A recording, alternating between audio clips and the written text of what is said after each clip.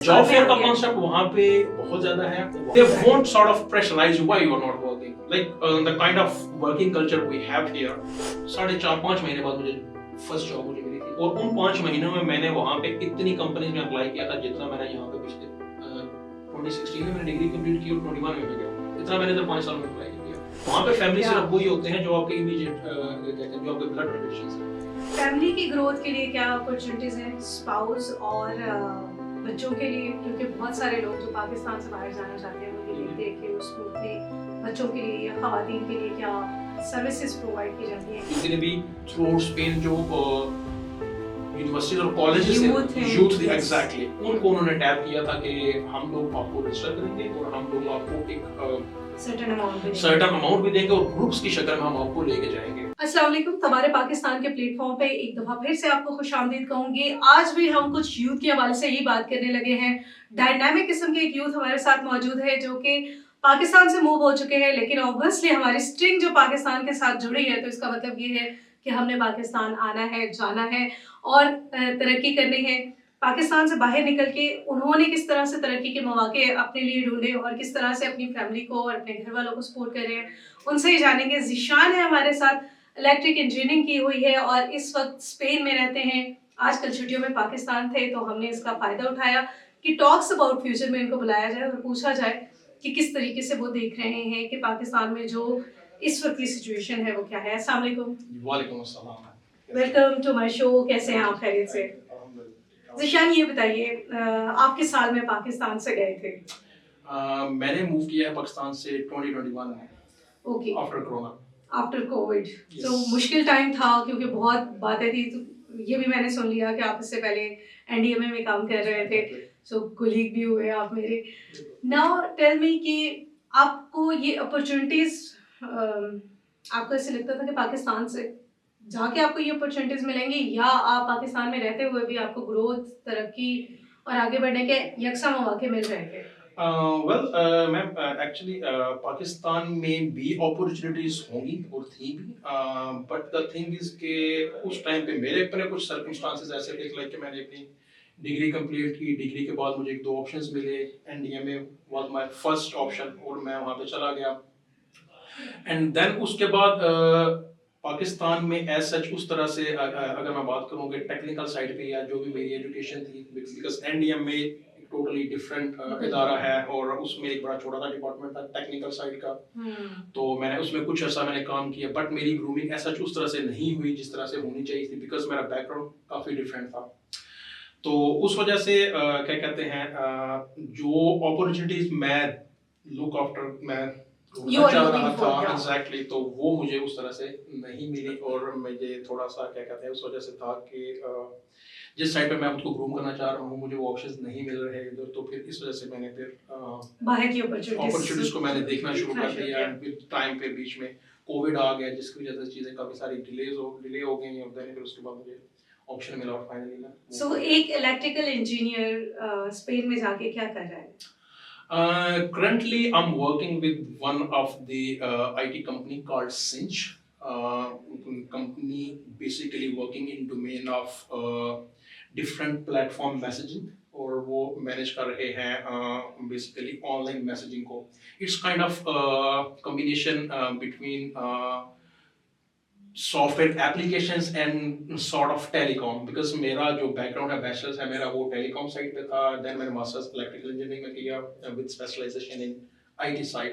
तो I was kind of lucky कि जो मुझे ऑप्शन मिला जो मुझे अपॉर्चुनिटी जिस इदारे में एक्चुअली मुझे मिली उनका बी कॉम कुछ इससे काफ़ी ज़्यादा मिलता जुलता था. तो that was one of the reason I joined them and I have been working with them. It's been around 3 years now and I am still working with them. या और जॉब कल्चर क्या है? क्योंकि पाकिस्तान में मैंने जो जॉब कल्चर देखा है, मैं अपने बचपन से ही यहीं पे हूँ. yes. तो जितनी कैरियर्स देखे ना मैंने, बड़े अजीब से जॉब कल्चर है. कुछ जगहों पे बहुत ज़्यादा फ्लेक्सिबल वर्क आवर्स हैं, कुछ जगहों पे बहुत ज़्यादा लोग हैं, काम बहुत कम है.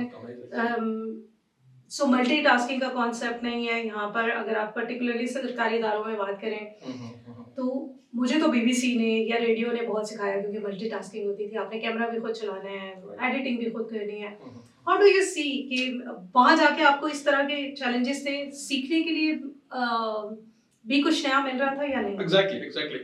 Like as you said, के multitasking. I mean, this is one of the thing के in international culture they don't provide you this sort of Luxuries. luxuries. Yeah. Exactly. It's totally up to you how Hmm. you want to grow, how you want to pursue certain things. वो सिर्फ आपको जज कर रहे हैं, वो सिर्फ आपको चेक कर रहे हैं कि आया this individual in which direction he can proceed Produce. or what he is looking for himself or looking for his team wherever or in whatever department he is working. तो ये वहाँ पे भी है like if you want to do sort of multitasking you can do, but if you want to be very particular with your role, तो आप बहुत particular रहते हुए भी काम कर सकते हैं। kind of I mean it depends. So international culture में ये होता है ना कि जो मेरा अपना पर्सनल एक्सपीरियंस रहा है कि आपकी ग्रोथ उस चीज से कनेक्टेड होती है। अगर आप मल्टीटास्किंग कर रहे हैं you have more options to grow, you can grow fast, you can grow in dynamic dimensions. But अगर आप एक पर्टिकुलर हैं अपनी जॉब को लेके, अपने जेडीज को लेके, आप बड़े पर्टिकुलर चाह रहे हैं तो फिर आपके पास एक सीधी डायरेक्शन है। They won't discourage you, they won't encourage you why you are not taking all these options which you are looking for. I mean it totally depends upon someone's individuality कि वो चीजों तो वहां पे इस चीज की लग्जरी इस कॉन्टेक्स्ट में होती है कि they don't pressurize you. So आपकी इंडिविजुअलिज्म को खत्म नहीं किया जाता। Exactly. वो आपको ऑप्शन देते हैं like they kind of noticing you कि हाँ जी this guy or this person he is kind of doing a lot of other things in parallel in his job role. Then वो फिर जब आपके पास ऑप्शंस आते हैं like if you work 1 year or 2 year आपके पास promotions के option आते हैं, वो फिर उसके अकॉर्डिंग ही आपको ऑप्शंस फ्लोट करते हैं because they are checking you. So this is one of the biggest difference between Pakistani working culture and at international working culture. So these are the things. That's a great. I think you would having plenty of opportunities to grow. Exactly. Growth का difference कैसे देखा है आपने पाकिस्तान के मुकाबले में बाहर जाकर? यहाँ पे एक ग्रोथ का जो प्रोसेस है वो ऐसा जो स्ट्रीमलाइन नहीं है, लेकिन यहाँ पे डिफरेंट पैरामीटर्स इन्वॉल्व हो जाते हैं। आप ऑल एंड ऑल आपकी आई वुड से आपकी परफॉर्मेंस बेस्ड चीजें होती हैं बट उस तरह से काउंट नहीं होती the way you want to count it, नहीं होती काउंट। उसमें फिर डिफरेंट आपके क्या कहते हैं आपके सोसाइटल नॉर्म्स आ जाते हैं, आपके वर्किंग कल्चर आ जाता है, then kind of people you are working with. तो यहाँ पे डिफरेंट, वहाँ पे चीजों को इस पर्सपेक्टिव में देखा ही नहीं जाता। वहाँ पे एक ही perspective, either you are working or you are not working. If you are not working they won't say why you are not working because they knew this guy can't work in a long run with us.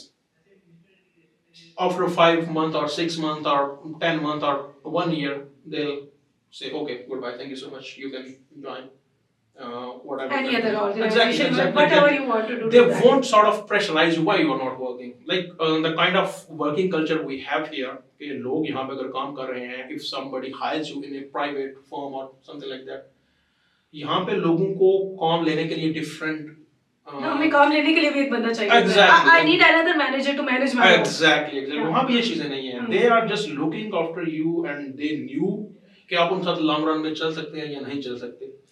They will finalize within 5 to 6 months कि ये बंदा हमारे साथ चल सकता है या ये बंदा हमारे।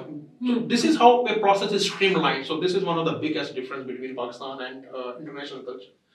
यहाँ पे हम चीजों को different I would say parameters की वजह से लैग कर रहे हैं। एक तो हमारे यहाँ हायरिंग का एक स्ट्रीमलाइन्ड प्रोसेस नहीं है।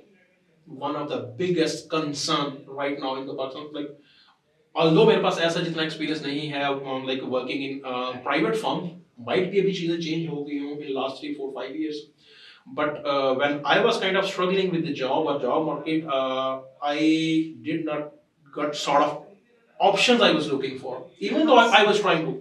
It could be a kind of मेरी ग्रूमिंग उस लेवल की नहीं थी या ऑप्शन उस लेवल के अवेलेबल ही नहीं थे मार्केट में। सो ये एक बड़ा डिफरेंस है। अपॉर्चुनिटीज उस तरह से आप टैप नहीं कर पा रहे। टैप नहीं कर पा रहा था। माइट बी अपॉर्चुनिटीज हो बट मैं टैप नहीं कर रहा था। बट द थिंग इज कि व्हेन आई मूव देयर, यहाँ पे रेफरेंस कल्चर भी है। आप बहुत बड़ी बात की लाइक है, बिल्कुल है। ये ये एक like अनडिनाइबल थिंग है। I say कि I am in media profession Yeah. and I'll go to someone else to apply for any organization.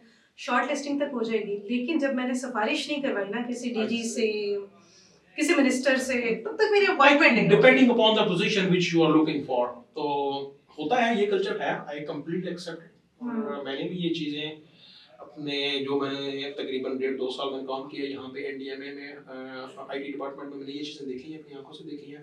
और आपने ये भी देखा होगा कि बहुत सारे लोगों को बिल्कुल काम नहीं करना आता and they are still hired.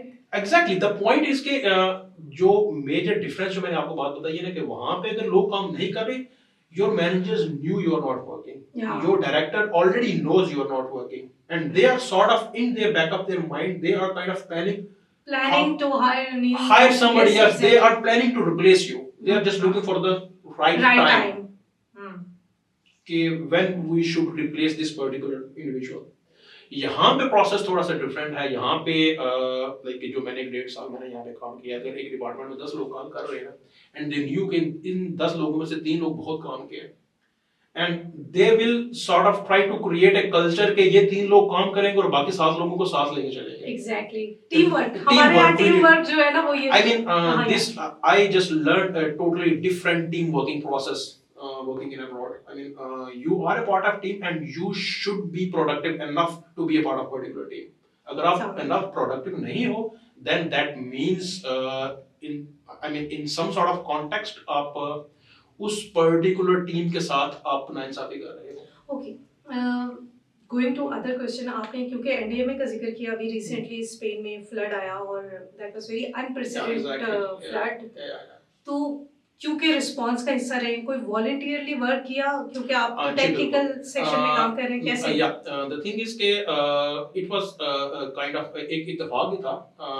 I am based in Barcelona basically, और ये जो फ्लड आया है ये वलेंसिया में, so one of my cousin is living in Valencia, so I was just visiting him. So in that particular day, flood came and everything just like it was kind of a really catastrophic sort of situation। So उसमें मैंने फिर तकरीबन 4 से 5 दिन मैंने वहाँ पे गुजारे। So we were 5-6 individuals। तो हमने फिर वॉलंटियरली बेसिकली वहाँ पे बड़ा वॉलंटियर रजिस्ट्रेशन का मैकेनिज्म है गवर्नमेंट के पास? yes everything was there। I mean अगर मैं आपको पूरी इसकी डिटेल्स बताऊं कि किस तरह से चीजें वहाँ पे वॉलंटियरली चल रही थी या चली हैं, बेसिकली जिस वक्त फ्लड आया उससे नेक्स्ट डे तो उनको रोड्स को क्लियर करना था, because communication is the first key। yes exactly। So there was no light, there was no communication, no mobile service, nothing was there। So first and very I mean for most जो उन्होंने process start किया, उन्होंने सबसे पहले communication को enable किया, then फिर उन्होंने जो फर्स्ट एड होती है उसको इनेबल किया, देन उसके बाद ऑब्वियसली एक्चुअली जो फ्लड आया था वो शाम को 7 बजे आया था और रात के तकरीबन सुबह के 3-4 बज गए थे। सो इन दैट सिचुएशन ऑब्वियसली फिर अगला दिन आ गया, लोगों के पास खाने के लिए कुछ नहीं था। जो उनकी फर्स्ट जो प्रोसेस था वो उनका यही था कि हमने लोगों को फर्स्ट एड देनी है और लोगों को खाना पहुंचाना है, ये उनका पहला स्टेप था। सेकेंड डे फिर उन्होंने ये वॉलंटियर वाला एक प्रोसेस उन्होंने स्टार्ट किया था। बेसिकली उन्होंने टैप किया था यूनिवर्सिटी स्टूडेंट्स को, कॉलेज स्टूडेंट्स को और स्कूल स्टूडेंट्स को, बेसिकली जितने भी थ्रू आउट स्पेन जो यूनिवर्सिटी और कॉलेजेस थे, यूथ थे, एग्जैक्टली उनको उन्होंने टैप किया था कि हम लोग आपको रजिस्टर करेंगे और हम लोग आपको एक सर्टेन अमाउंट भी देंगे और ग्रुप्स की शक्ल में हम आपको लेके जाएंगे और हम एक स्पेसिफिक एरिया से स्टार्ट करेंगे, अपने लोगों के हेल्प आउट करना शुरू करना है। देन थ्रू आई थिंक कोई 10 to 12 डिफरेंट टाउन्स थे, जो टाउन से जो बेसिकली अफेक्टेड थे इन दिस होल सिचुएशन। तो जो ग्रुप्स थे वो तो आई थिंक 100+ थे, लाइक हंड्रेड्स में थे जो वॉलंटियर्स रजिस्टर हुए थे और हजारों में लोग आए उनकी हेल्प आउट करने के लिए। I was one of them. और हमने तकरीबन 3-4 दिन, बेसिक हमारा काम ये था कि बेसिकली फ्लड इतना ज्यादा आया था कि जो फर्स्ट फ्लोर था ना थ्रू आउट द एरिया वो पूरा डिस्ट्रॉय हो गया था, लोगों के घर का furnitures everything was completely destroyed. So basically करना क्या था, करना हमने यही था कि जो हमें उन्होंने टास्क पे उन्होंने बनाए, लोकल वहाँ पे बेसिकली म्यूनिसिपैलिटीज काम करती हैं इन सारे प्रोसेस को मेंटेन करने के लिए। तो ये म्यूनिसिपैलिटीज की ही जॉब थी, उन्होंने लोगों को टास्क देने थे और देन उन लोगों ने उसके अकॉर्डिंग जो है ना वो उनको इम्प्लीमेंट करना था।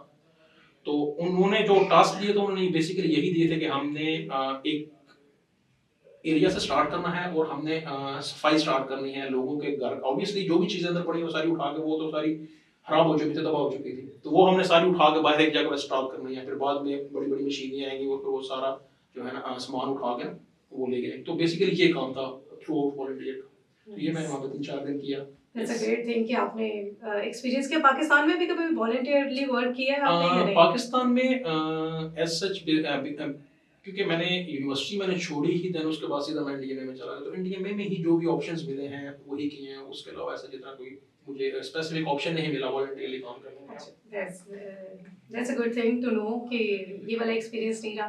आप मुझे ये बताइए कि पाकिस्तान से बाहर जाने का प्रोसेस आपने क्या ऑप्ट किया था? Whether you went as a student or you got a work permit and then well basically ma'am ये थोड़ी सी लॉन्ग स्टोरी है। Long story in the sense इस तरह के when I was working in NDM में, in parallel I was trying to opt for PhD.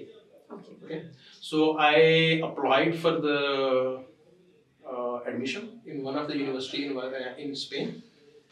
The reason why I opt Spain because my two brother they are kind of national now, Spanish national. So I had this kind of luxury कि जब मैं वहाँ पे जाऊँगा तो obviously I will have my brothers with me so they can kind of help me. बहुत बहुत बड़ी सपोर्ट होती है। Support होती है, exactly. So that was the one of the reason कि I opt Spain for PhD. So I applied for the admission, everything was sorted, and in the meantime you already knew कि जिस वक्त COVID आया तो Spain is one of the toppest country जो कि most affected था in COVID, Spain and Italy. So उन्होंने everything उन्होंने close कर दी for 2.5 almost 3 years के लिए। उन्होंने traveling वो कर दी, मेरा admission जो था वो भी सारा कैंसिल हो गया। एंड देन फिर उसके बाद my father just told me कि I will apply for your work permit, तो तुम इसका करो वर्क परमिट पे करा दो। सो कितने का ये वर्क परमिट आपने परचेज किया था या गवर्नमेंट के पोर्टल पे अप्लाई किया था? ये basically they have some kind of process कि अगर आपकी फैमिली वहाँ पे है ना, देन एक बड़ी मिनिमल सी अमाउंट में आप वर्क परमिट परचेज कर सकते हैं for your blood relation. Apart from your blood relation, it's kind of tough right now. अभी जो current scenario या जो current situation जा रही है उसमें work permit लेना almost impossible if you don't have any sort of job. But if you get a job then it's a very easy and straightforward process. कोई portals है job apply करने के लिए for our next audience? Portals I would से ma'am ये वो चीजें हैं जो हमारे इधर कंट्री में स्पेशली पाकिस्तान में लोगों की ऐसा जितनी ग्रूमिंग नहीं होती। Job hunting is also a kind of a very particular thing, जो कि हमें यूनिवर्सिटी लेवल पे या हमें कॉलेज लेवल पे स्टूडेंट्स को नहीं सिखाई जाती कि आपने जॉब कैसे ढूंढनी है। यस, आपने जॉब कैसे ढूंढनी है और आपने कौन से पर्टिकुलर डिपार्टमेंट्स को टैप करना है या कौन सी पर्टिकुलर फील्ड्स में आपने जाना है। क्योंकि डिग्री आप लेते हो, डिग्री आपने ले ली, देन व्हाट, आपने कहाँ जाना है, आपने किसके पास जाना है, तो स्टूडेंट्स को नहीं आइडिया होता। इंटरनेशनली मैंने ये चीज़ें मैंने देखी हैं, इवन तो अभी मैं काफ़ी डिफरेंट कल्चर के लोगों के साथ मैं काम कर रहा हूँ, उनकी ट्रेनिंग बड़ी स्ट्रांग होती है। Like once they pass out they already knew उन्होंने कौन कौन से डिपार्टमेंट में अप्लाई करना है, कौन से डिफरेंट फर्म्स में अप्लाई करना है। यहाँ पे ये चीज़ नहीं है। सो हमारे एकेडमिक सिस्टम में आपको जो गैप नजर आता है वो बाहर की निस्बत क्या है? One is कि इंटीग्रेशन नहीं है, ऑर्गेनाइजेशन एंड हायर। हमारा जो आई मीन जो एक आई वुड से एक मिथ ये है कि यहाँ पे एजुकेशनल सिस्टम इतना स्ट्रांग नहीं है कंपेयरिंग टू यूरोप। मैं इससे एग्री नहीं करता। हमारा सिस्टम बहुत स्ट्रांग है। अगर हम एजुकेशन वाइज या हम प्रोग्राम वाइज हम बात करें या हम स्टूडेंट का वो जो एक होता है ना, एक लर्निंग लेवल होता है, या एक फ्रेश स्टूडेंट जिस वक्त मार्केट में जा रहा है उसका एक लर्निंग लेवल क्या होना चाहिए, हमारे स्टूडेंट्स का ज्यादा होता है। सही, वहाँ पे लोगों कहते हैं, बट उनके पास ग्रूमिंग कितनी ज्यादा होती है ना प्रोफेशनली, जॉब हंटिंग की, उनके पास ऑप्शंस इतने ज्यादा होते हैं कि उनको लाइक उनका एक माइंडसेट क्लियर हो चुका होता है कि हमने कौन सी डायरेक्शन में जाना है, कौन से डिपार्टमेंट में जाना है, हमने काम क्या करना है। यहाँ पे ये चीजें नहीं होती। तो ये एक बहुत बड़ा गैप है पाकिस्तानी एजुकेशनल सिस्टम में। लाइक इंस्टीट्यूशन लेवल पे they should train them enough कि जब वो डिग्री कंप्लीट करें तो उनको पता हो कि हमने कौन सी डिफरेंट फॉर्म्स में अप्लाई किया। देखिए मैं आपको एक एग्जांपल देता हूँ इस चीज की कि फॉर एग्जांपल एक स्टूडेंट पास आउट हुआ है इलेक्ट्रिकल इंजीनियरिंग में, ठीक है। अब उस स्टूडेंट को पता होना चाहिए कि इलेक्ट्रिकल की डोमेन में पाकिस्तान में कौन कौन से इदारे काम कर रहे हैं। बिल्कुल सही। अगर कोई बड़ा एक ब्रॉडर वे में एक इदारा है तो उसके अंदर जाहिर सी बात है एक स्पेसिफिक डिपार्टमेंट होगा, उसको पता होना चाहिए कि उस पर्टिकुलर डिपार्टमेंट के अंदर क्या काम हो रहा है, इसमें मैं क्या काम कर सकता हूँ। बिल्कुल सही। One thing, second thing is के प्राइवेट लेवल पे कौन कौन सी डिफरेंट फर्म्स या कौन कौन सी इंटरनेशनली कौन कौन सी कंपनीज जो है वो काम कर रही हैं जिनको मैं जाके टैप कर सकता हूँ, मैं जॉब हंटिंग कर सकता हूँ। यहाँ पे वो सिस्टम नहीं। जॉब फेयर का कॉन्सेप्ट है वहाँ पे आजकल पाकिस्तान जॉब में फेयर आ का गया है। कॉन्सेप्ट वहाँ पे बहुत ज्यादा है। वहाँ पे ये लिंक्डइन हो गया, इस तरह की चीजों को बहुत ज्यादा लाइक मेरी अपनी मेरा अपना पर्सनल एक्सपीरियंस है। मैंने जब मैं यहाँ से गया हूँ मैंने 3 जॉब स्विच की हैं और तीनों की तीनों मैंने लिंक्डइन से मैंने ली हैं जॉब्स। अभी भी यकीन करें कि मेरे पास लिस्ट्स पड़ी हुई हैं। पाकिस्तान में लिंक्डइन से भी जॉब लेने के लिए आपको एक लिंक निकालना पड़ता है एग्जैक्टली बिकॉज़ यहाँ पे प्रोसेस इतना स्ट्रीमलाइन नहीं है ना, वहाँ पे प्रोसेस बहुत ज्यादा स्ट्रीमलाइन है। हायरिंग का प्रोसेस इतना स्ट्रांग है उन लोगों का कि मेरे ख्याल से पाकिस्तान में उस लेवल तक पहुंचने के लिए अभी भी इनको 20-30 साल चाहिए बंदे को हायर करने के लिए। But more you learn difference Pakistan से। जब पहले ये मुझे बताइए कि जैसे ही आप पाकिस्तान से बाहर गए थे what was the impression? It was like wow impression था या it was kind of a wow impression in terms of job hunting. Okay, किस चीज ने आपको सबसे ज्यादा मुतासर किया था when you enter in Spain? सबसे ज्यादा क्योंकि मैं जिस वक्त मैं स्पेन गया हूँ ना, ऑब्वियसली उनका इंफ्रास्ट्रक्चर बड़ा स्ट्रांग है।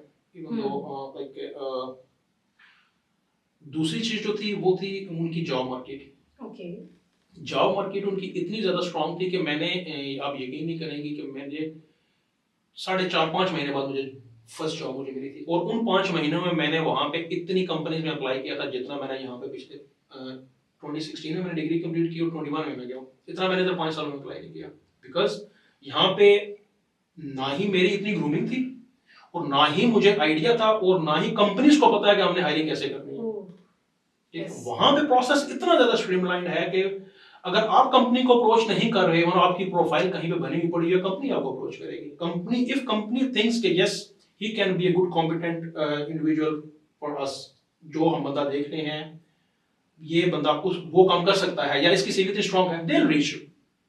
यहाँ पे तो ये चीज नहीं है ना, यहाँ पे फिर वो थोड़ी ईगो भी आ जाती है, कंपनी को रीच करे, एम्प्लॉय को तो रीच करे। इस हमारी वहाँ पे ये चीज नहीं है, वहाँ पे ये सीन नहीं है। वहाँ पे एचआर में के अंदर एक स्पेसिफिक डिपार्टमेंट है जिनका काम ही सिर्फ ये है टैलेंट एक्विजिशन का। वंडरफुल। आपने टैलेंट एक्वायर करना है through out Europe. That's good. तो ये एक बहुत बड़ा डिफरेंस है क्या कहते हैं यूरोप में और पाकिस्तान में। तो अगेन इन तो ये मार्केट गैप क्यों नजर आ रहा है? जब वहाँ पे स्टूडेंट अच्छे हैं, पढ़ने की अपॉर्चुनिटी ज्यादा है, तो हमें स्टिल एक मार्केट गैप नजर आ रहा है ना? बिल्कुल है। वो क्यों है? वो ये मार्केट गैप अगेन इसमें हमारे कुछ सोसाइटल इंप्रेशंस भी आ जाते हैं, कुछ हमारी कल्चरल वैल्यूज भी आ जाती हैं कि कंपनीज उन चीजों को टैप ही नहीं करना चाहती। कंपनीज उन चीजों, अगेन मैंने आपको बात की ना कि कंपनी अब वहां पे एक कल्चर है कि अगेन मैंने यही बात पहले भी की है कि एम्प्लॉय टैलेंट एक्विजिशन का कल्चर है वहां पे। यहाँ नहीं है, यहाँ पे बिल्कुल भी नहीं है। कंपनीज इंडिविजुअली रीच करती हैं, कंपनीज और लुकिंग फॉरवर्ड दोस पीपल जो उन्हें चाहिए, जो उनको चाहिए। अगर उनको कहीं से भी लगे कि ये बंदा कहीं किसी भी पर्सपेक्टिव में हमारे काम का हो सकता है, even though if he has different experience but we can train him, तो वो आपको टैप जरूर करेंगे। That's amazing. It's up to you कि आप उनको रीच बैक करते हो या नहीं करते। फैमिली कल्चर में कैसे डिफरेंस देखा आपने वहां पे जाने के बाद? हाँ, वहाँ पे तो यूरोप और पाकिस्तान में फैमिली, वहाँ पे फैमिली कल्चर है ही नहीं। अगर मैं एक क्या कहते हैं हमारे पर्सपेक्टिव में बात करूँ एज ए पाकिस्तानी, तो खानदान को फैमिली समझते हैं। खानदान तो वहाँ पे कॉन्सेप्ट ही नहीं है ना। वहाँ पे फैमिली सिर्फ वही होते हैं जो आपके इमीडिएट कहते हैं, जो आपके ब्लड रिलेशंस हैं। तो वो भी कल्चर एज सच इतना स्ट्रांग नहीं। उसके कुछ पॉजिटिव भी हैं, कुछ नेगेटिव भी हैं। इट डिपेंड्स कि आप उसको किस लेंस से देख रहे हो, ठीक है। अब यहाँ पे अगर हम पाकिस्तान की बात करें, यहाँ पे जो फैमिली कल्चर है वहाँ पे फिर आपको स्पेस नहीं मिलती। Some time you are looking for space कि नहीं यार, I want to do something for myself. Okay, अब वो स्पेस आपको यहाँ पे नहीं मिलती बिकॉज आप बड़े क्लोजली इंटैक्ट है with your individual with your family, वहां पे फिर आपको स्पेस मिल जाती है, but some time you need your family in certain situations. बिल्कुल। तो वो फिर यहाँ पे पाकिस्तान में प्लस पॉइंट है कि आपकी family is always available for you, वहां पे नहीं है। काम नहीं करना होता ना। हाँ वहां पे नहीं है। That's वहां पे आपको another सब कुछ खुद factor. करना है। अगर आप बीमार हो, ठंड है, सर्दी है, गर्मी है, आपको कहीं आना है, आपको कहीं जाना है, आपको दिन में आपकी जॉब भी है, इन पैरेलल आपको कोई पर्टिकुलर काम भी है, वो आप नहीं मैनेज करना है। हाँ। तो ये एक बहुत बड़ा ड्रॉबैक है उनका। ओके, फैमिली के बारे में आपने बता दिया। अब मुझे ये बताएं, वर्क कल्चर में आपको टीम वर्क पसंद, सिर्फ काम करते हैं या अपने कोलीग शेक से बात भी करते हैं? Everything is there. आप इट डिपेंड्स कि आप अगेन मैंने बात की ना कि अगर आप एक टीम के अंदर हो और आप इंडिविजुअली आप परफॉर्म नहीं कर रहे हो ना, अब individual Then you will performance not grow. Exactly, अब individual performance in terms of your work, in terms of your relation building, in terms of how you I would say how you are trying to grow yourself, आपको अगर आप खुद को motivate नहीं कर पा रहे, lot of things are going in parallel। जी बिल्कुल। तो ये चीजें वहां पे बड़ी ही स्ट्रीमलाइन है। आपको with in 5 to 6 or 7 month आपको समझ आना शुरू हो जाती है कि अगर आप एक टीम के अंदर काम कर रहे हो, उस टीम के अंदर आपकी स्पेस क्या है, आपका काम क्या है, आपने अगर ग्रो करना है इन सर्टेन डायरेक्शन तो आपको क्या करना है। सही। चीजें बड़ी क्लियर हो जाती हैं आपको विद इन 5 to 6 मंथ। यहाँ पे नहीं होती, यहाँ पे आपको समझ ही नहीं आती। अगर आप काम कर भी रहे हो, आपको उस लेवल की एप्रिसिएशन नहीं मिल रही, आप डिमोटिवेट हो जाते हो। सो आपकी फैमिली पर्टिकुलरली भाइयों के साथ आप रह रहे हैं या जी अपनी मैं मिसेस के साथ? नहीं, मैं भी अपने भाइयों के साथ ही रहता हूँ वहाँ पे। यस। फैमिली की ग्रोथ के लिए क्या अपॉर्चुनिटीज हैं स्पाउस और बच्चों के लिए? क्योंकि बहुत सारे लोग जो पाकिस्तान से बाहर जाना चाहते हैं वो ये जी, जी। देखते हैं कि उस मुल्क में बच्चों के लिए या खवातीन के लिए क्या सर्विसेज प्रोवाइड की जाती हैं, क्या बेनिफिट्स उन्हें हैं, तो वो मूव करते हैं। मैम इट डिपेंड्स कि आप किस कॉन्टेक्स्ट में चीजों को ले रहे हैं। अगर मैं in terms So of maybe finance बात health करूं, and हाँ इन टर्म्स ऑफ education. हाँ हेल्थ थ्रू आउट स्पेन की सबसे ज्यादा स्ट्रॉन्ग हेल्थ Health. इंफ्रास्ट्रक्चर इस वक्त स्पेन का है। इन terms of finance like you don't need any sort of ये जो लेते हैं आप लोग क्या उसको कहते हैं मेडिकल इंश्योरेंस। इंश्योरेंस। आप लाजमी नहीं है कि आप स्पेन में किसी भी किस्म की इंश्योर, आप ऑलरेडी पब्लिकली आप इंश्योर्ड हो, आप कहीं भी जाओ आपका मेडिकल थ्रू आउट आपका फ्री है। हॉस्पिटल्स का सेटअप कैसा है? हॉस्पिटल का सेटअप अगर मैं पाकिस्तान से कनाडा में कंपेयर जाके फंस तो नहीं जाते हैं? No it's not like that. Spain का हेल्थ सिस्टम जो है ना वो यूएस आई वुड से, जो मेरा अपना एक्सपीरियंस, मेरे दो दोस्त हैं कनाडा में हैं, यूएस में हैं, उनसे बहुत बेहतर है। इट्स एक काइंड ऑफ आई वुड से अंडरडॉग। स्पेन का जो हेल्थ सिस्टम है ना बहुत ज्यादा स्ट्रॉन्ग, बहुत ज्यादा। मेरे काफी सारे ऐसे रिलेटिव्स हैं जो स्पेन से मूव करके इंग्लैंड चले गए, बट फॉर हेल्थ चेकअप्स वो वहां से स्पेन आएंगे। ओके, क्विकली बताइएगा पाकिस्तान की जो जनरेशन मूव करना चाहती है वो क्या करे? द थिंग इज के अगर हम स्टूडेंट्स के पर्सपेक्टिव से बात करें, education through out Europe free है। Spain could be a good option in terms of if you don't have a very high sort of budget, you can easily tap different universities. There are a lot of public universities in Spain. You can tap any university. उसके अलावा अगर आप आपका background communication से है, IT से है, बड़ी ही स्ट्रॉन्ग यूनिवर्सिटीज हैं स्पेन के अंदर, बार्सिलोना में, मैड्रिड में, वलेंसिया में, मालागा में। तो आप उन यूनिवर्सिटीज को आप टैप कर सकते हो, पब्लिक यूनिवर्सिटीज को, जो कि फ्री है यूनिवर्सिटीज, उनकी कोई फीसेस नहीं है। आपको सिर्फ एकोमोडेशन का मैनेज करना है। एकोमोडेशन भी message for our youth, for Pakistani youth I would say try to create your own space within Pakistan in terms of opportunities. There are a lot of opportunities but untapped, ungroomed.